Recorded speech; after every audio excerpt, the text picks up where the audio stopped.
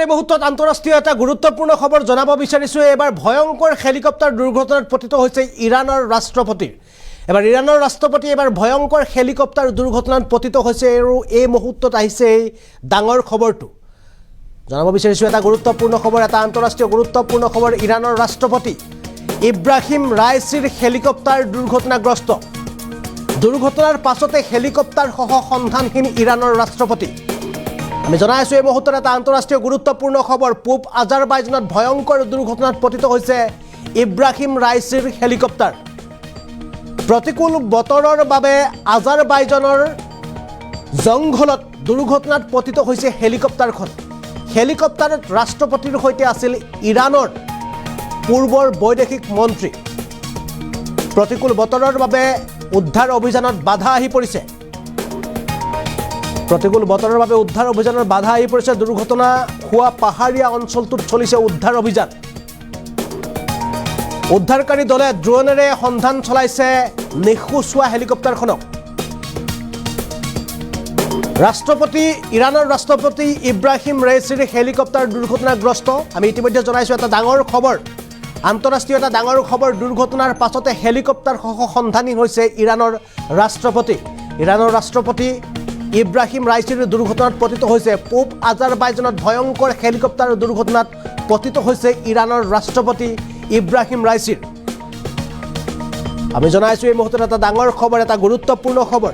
আৰু আন্তঃৰাষ্ট্ৰীয় এই গুৰুত্বপূৰ্ণ খবৰটো হৈছে ইৰাণৰ ৰাষ্ট্ৰপতি ইব্ৰাহিম ৰাইচিয়ে আজাৰবাইজানত তেওঁ ভয়ংকৰ দুৰ্ঘটনাত পতিত হৈছে। হেলিকপ্টাৰ দুৰ্ঘটনাত পতিত হোৱাৰ পাছতেই বৰ্তমান সময়লৈকে নিখোজ হৈ আছে ইৰাণৰ এগৰাকী ৰাষ্ট্ৰপতি ইব্ৰাহিম ৰাইচি।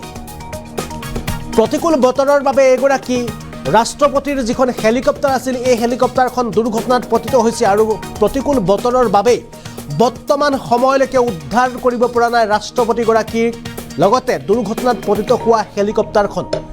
কিয়নো এই প্ৰতিকূল বতৰৰ বাবে সন্ধানহীন হৈ পৰিছে ৰাষ্ট্ৰপতিয়ে ব্যৱহাৰ কৰা হেলিকপ্টাৰখন আৰু হেলিকপ্টাৰখনৰ সৈতে নিৰুদ্দেশ হৈ আছে ৰাষ্ট্ৰপতি ইব্ৰাহিম ৰাইচিৰ। আজাৰবাইজানত সংঘটিত হৈছে এই ভয়ংকৰ দুৰ্ঘটনা। পূব আজাৰবাইজানত এই ভয়ংকৰ দুৰ্ঘটনা সংঘটিত হৈছে। ইৰাণৰ ৰাষ্ট্ৰপতি এগৰাকী ইব্ৰাহিম ৰাইচিয়ে এক বিশেষ কাৰণত এক আন্তঃৰাষ্ট্ৰীয় ভ্ৰমণৰ বাবে গৈছিল আৰু আন্তঃৰাষ্ট্ৰীয় ভ্ৰমণৰ বাবে যোৱা এগৰাকী ৰাষ্ট্ৰপতিৰ যিখন হেলিকপ্টাৰ প্ৰতিকূল বতৰৰ বাবে আজাৰবাইজানৰ ঘন জংঘলত দুৰ্ঘটনাত পতিত হৈছে আৰু যাৰ ফলত ইতিমধ্যে ৰাষ্ট্ৰপতিগৰাকীক বিচাৰি সকলোফালে অনুসন্ধান আৰম্ভ কৰিছে। যদিও প্ৰতিকূল বতৰৰ বাবে বৰ্তমান সময়লৈকে ৰাষ্ট্ৰপতিগৰাকীৰ হেলিকপ্টাৰ হোৱা দুৰ্ঘটনা হোৱা হেলিকপ্টাৰখনৰ কোনো সুংসূত্ৰ উলিয়াব পৰা নাই অনুসন্ধানকাৰী দলে।